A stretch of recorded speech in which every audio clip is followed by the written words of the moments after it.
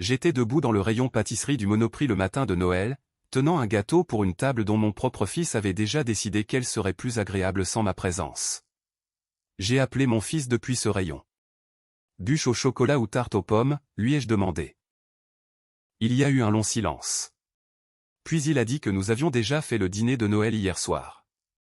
Avant que je ne puisse réaliser, sa femme a pris le téléphone et a prononcé les mots qui allaient tout changer. Franchement Marcel, tout était simplement plus facile sans toi là-bas. J'ai dit, d'accord, et j'ai raccroché. Je ne sais pas pourquoi j'ai dit d'accord. Je n'avais consenti à rien. Mon nom est Marcel Durand. J'ai 68 ans.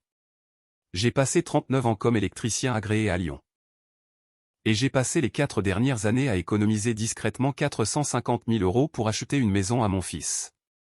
Pas un prêt. Pas un investissement, un cadeau. Je l'avais acheté 6 semaines plus tôt, 3 chambres, une terrasse couverte qui captait la lumière de l'après-midi de la façon dont ma défunte épouse Hélène disait toujours qu'une terrasse devrait le faire. L'enveloppe avec les détails était posée sur la table de ma cuisine, attendant que je la lui remette lors du dîner cet après-midi-là. Sauf qu'il n'y avait pas de dîner. Pas pour moi. Je me suis assis dans ma camionnette sur le parking avec les petits pains encore à la main et un gâteau au chocolat que j'avais déjà acheté posé dans une boîte de pâtisserie blanche sur le siège passager. Je n'ai pas conduit vers la maison. J'ai roulé vers le nord sur l'avenue Jean Jaurès sans vraiment décider, de la manière dont on conduit quand les mains savent où aller avant que l'esprit ne suive. 2 pâtés de maison plus loin, j'ai vu une banderole peinte à la main tendue entre 2 poteaux. Centre de partage communautaire, repas de Noël, bienvenue à tous. Je suis entré et j'ai donné le gâteau.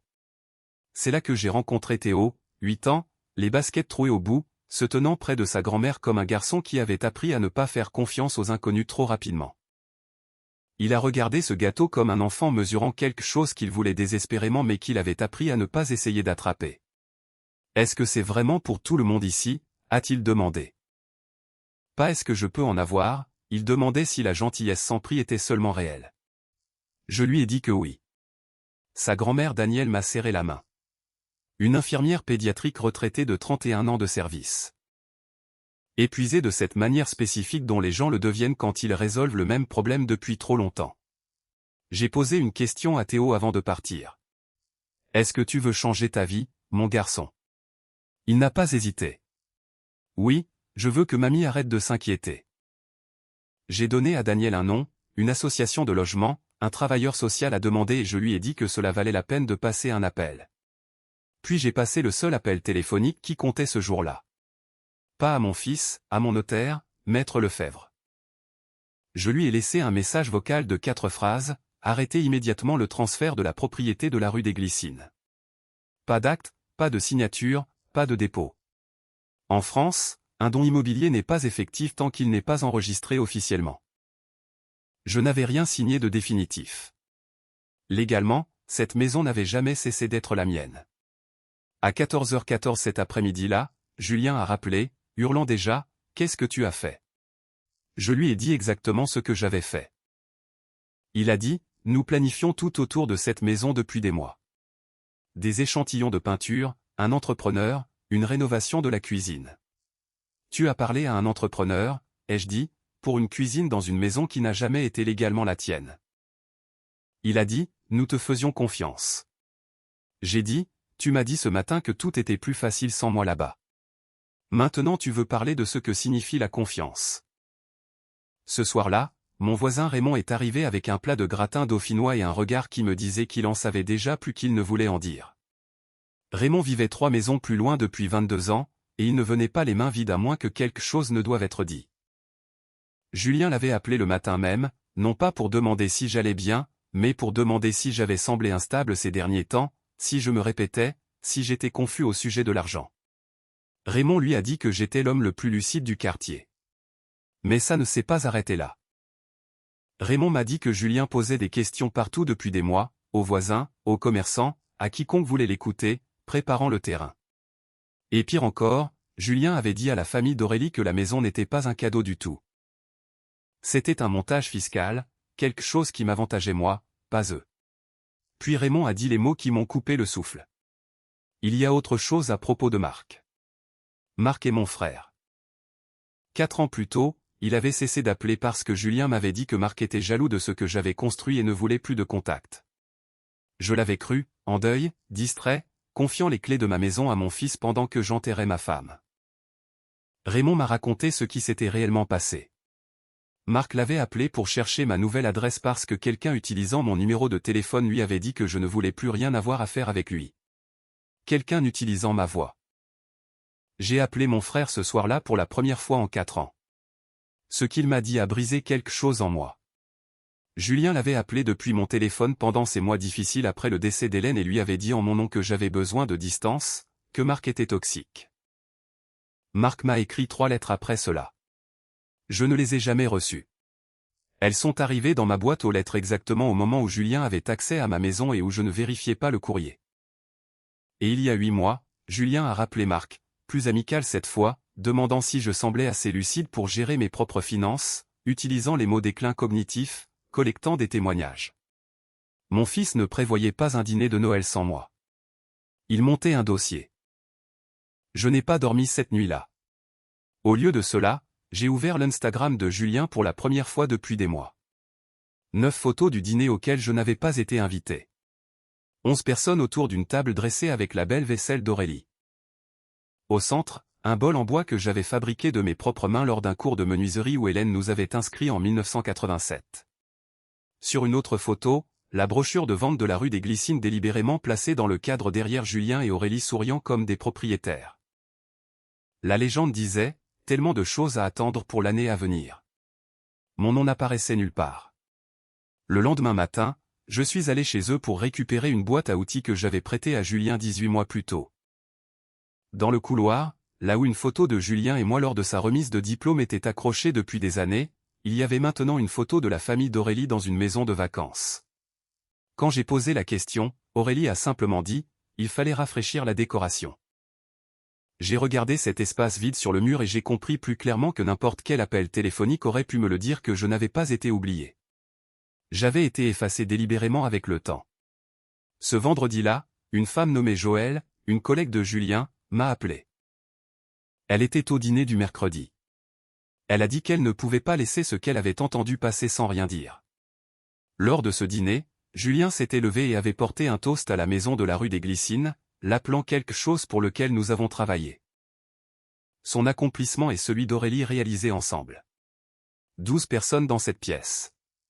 Pas une n'a entendu mon nom.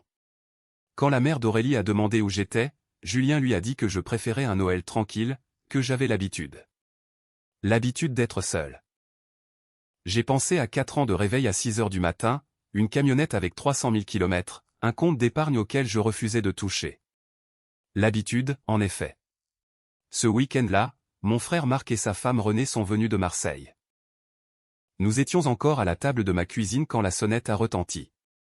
Julien et Aurélie arrivant avec un sac de courses et un cadre photo emballé, ruban et tout le reste. Une tournée d'excuses suspectement bien synchronisée. J'ai posé une question à Julien. À quelle heure l'étude du notaire a-t-elle envoyé l'avis formel que le transfert était définitivement annulé? 15h47 la veille. Et à quelle heure as-tu décidé de venir ici aujourd'hui? Il s'est tu, puis a baissé la tête. C'est là que je lui ai tout dit. Chaque euro que j'avais donné librement pendant 11 ans. Les prêts étudiants, l'apport personnel, la réparation de la boîte de vitesse, le sauvetage du prêt auto, le forfait téléphonique, les travaux électriques gratuits. Les 11 jours où j'ai gardé son chien sans qu'on me demande si j'avais des projets. Tout était exposé clairement, non pas pour réclamer un crédit, mais parce qu'il venait de qualifier chacun de ces cadeaux de corde que j'utilisais pour le contrôler. Une corde, lui ai-je dit, a 2 extrémités. L'une est celui qui donne. L'autre est la personne qui continue de tirer sans jamais regarder où elle est attachée. Il s'est assis sur mes escaliers et a mis son visage dans ses mains. Je ne suis pas allé vers lui. Certains silences doivent être autorisés à finir leur travail. Ils sont partis sans les courses. J'ai appelé Maître Lefebvre cet après-midi-là, non pas pour arrêter quelque chose cette fois, mais pour construire. J'ai demandé ce qu'il faudrait pour placer la maison de la rue des Glycines dans un accord d'utilisation à long terme avec une association de logement. Il m'a mis en contact avec Sandrine qui gérait les placements de logements de transition pour un groupe appelé la Maison Solidaire. Des familles en crise, des foyers stables pendant 9 à 12 mois, pleine propriété conservée, aucun loyer perçu, un travailleur social les guidant vers l'indépendance permanente. J'ai demandé directement à Sandrine si je faisais cela par colère, utilisant la générosité comme une arme contre mon fils. Elle n'a pas scié devant la question. Ce risque existe, a-t-elle dit. La question est de savoir si la décision a toujours du sens une fois que la colère est passée. C'était le cas. Cela avait plus de sens que n'importe quoi d'autre depuis des semaines. J'ai passé les jours suivants à la maison moi-même, traçant les circuits, vérifiant le tableau électrique, faisant le travail comme je l'avais fait pendant 39 ans. Parce que je n'allais pas remettre à une famille une maison dont je n'avais pas personnellement vérifié la sécurité. Une installation de 100 ampères n'était pas suffisante pour un foyer moderne. Je l'ai mise à jour moi-même avec Raymond à mes côtés, réactivant sa propre licence juste pour m'aider à tenir la lampe de poche. Sandrine a inspecté la propriété, a confirmé qu'elle était saine, et a précisé une chose. Je ne choisirai pas la famille. Les critères propres au programme décideraient. Je lui ai dit que c'était exactement ce que je voulais. Pendant ce temps, Julien a appelé pour un transfert de solde de carte de crédit que j'avais co-signé 18 mois plus tôt, 350 € par mois, payé automatiquement depuis mon compte. J'avais discrètement retiré mon autorisation de chaque compte lié ce samedi-là. Il a paniqué. Je lui ai dit que l'échafaudage tombait, non pas par cruauté, mais parce qu'un homme de 38 ans devait apprendre à se tenir debout sans lui. Appelle la banque, lui ai-je dit. Négocie. Tu sais comment faire. Autour d'un café quelques semaines plus tard sur un terrain neutre, Julien a admis quelque chose d'honnête pour la première fois depuis Noël. Il n'avait jamais vraiment regardé la structure de ce que je lui avais donné, seulement que c'était toujours là. Il a demandé si nous pouvions revenir en arrière. Je lui ai dit que je lui avais déjà pardonné, mais que le pardon n'était pas la même chose que la restauration. Ce qui restait maintenant était la chance de construire quelque chose de réel. Une relation où il se présenterait parce qu'il le choisissait, pas parce qu'il était financièrement confortable de me garder dans les parages. En janvier, Sandrine a appelé avec les résultats de la sélection des familles. Daniel et son petit-fils Théo s'étaient classés premiers parmi tous les candidats, non pas parce que je les connaissais, mais uniquement sur la base de leur mérite. Elle avait vérifié l'écart par rapport aux 3 familles suivantes pour être sûre. Ce n'était pas serré. L'emménagement a eu lieu le premier samedi de février. Je n'y suis pas allé. Je me suis assis à la table de la cuisine de Raymond à la place parce que certaines choses doivent arriver sans que vous vous teniez sur le pas de la porte à attendre des remerciements. Sandrine m'a envoyé un message à 10h17 ce matin-là. La famille est installée. Tout s'est bien passé. La première chose que son petit-fils a remarqué en arrivant dans l'allée était la guirlande lumineuse que Raymond et moi avions accrochée dans l'arbre la semaine précédente. Il ne savait pas qu'il avait mise là. Il l'a juste remarqué. C'était suffisant. Noël est revenu exactement 1 an plus tard. Cette fois, c'était chez Raymond. 8 couverts. Personne d'assigné. Marc et René ont apporté des spécialités marseillaises. Sandrine a apporté un plat. Daniel a apporté une tarte. J'ai apporté un gâteau au chocolat de la même pâtisserie de l'avenue Jean Jaurès. Quand Théo l'a vu franchir la porte, son visage a fait la même chose qu'au centre communautaire 13 mois plus tôt. Pas de la cupidité, juste une reconnaissance tranquille et sans garde de quelque chose arrivant sans condition attachée. Il n'a pas demandé si c'était vraiment pour tout le monde cette fois. Il le savait déjà. Après le dîner, avant que quiconque ne coupe le gâteau, Théo s'est approché et a pressé un morceau de papier plié dans ma main. En lettres d'imprimerie soigneuses et surdimensionnées, il avait écrit « Merci de croire que je méritais un avenir.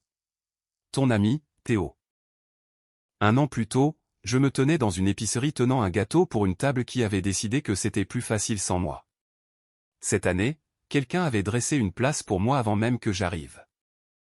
Pas parce que j'avais payé pour quoi que ce soit ou que je m'étais rendu nécessaire, mais simplement parce que j'étais désiré là-bas. Si je pouvais dire une chose à cet homme debout dans le rayon pâtisserie, ce serait ceci. L'amour que vous donnez librement est toujours de l'amour, même quand la personne qui le reçoit le confond avec une dette qui lui est due. Mais l'amour sans limite n'est pas de la générosité. C'est une façon lente d'apprendre à quelqu'un que vous êtes une ressource au lieu d'une personne. J'ai donné à mon fils 40 ans de présence. Ce qu'il a finalement atteint n'était pas plus de cela. C'était le jour où j'ai arrêté. L'échafaudage est tombé. Ce qui reste debout maintenant est plus petit, plus lent à reconstruire, mais c'est réel. Et un garçon qui a un jour demandé si un gâteau était vraiment pour tout le monde s'endort maintenant chaque nuit sous une guirlande lumineuse que quelqu'un a accrochée pour lui exprès. Cette histoire nous rappelle une vérité fondamentale mais souvent oubliée dans nos relations familiales. Le sacrifice de soi n'est pas une preuve d'amour s'il finit par détruire le respect mutuel. Marcel, en tant que père dévoué, pensait bien faire en facilitant la vie de son fils, mais il a involontairement créé un sentiment d'immunité et d'ingratitude chez Julien. En France, nous avons cette culture de la transmission et du patrimoine, mais ce récit nous montre que transmettre des valeurs est bien plus crucial que de transmettre des biens immobiliers ou de l'argent. La décision de Marcel de retirer l'aide financière n'est pas un acte de vengeance, c'est un acte de restauration de sa propre dignité.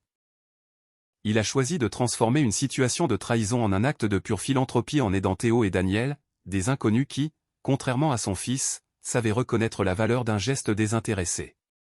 Cela nous pousse à réfléchir sur la notion de frontière.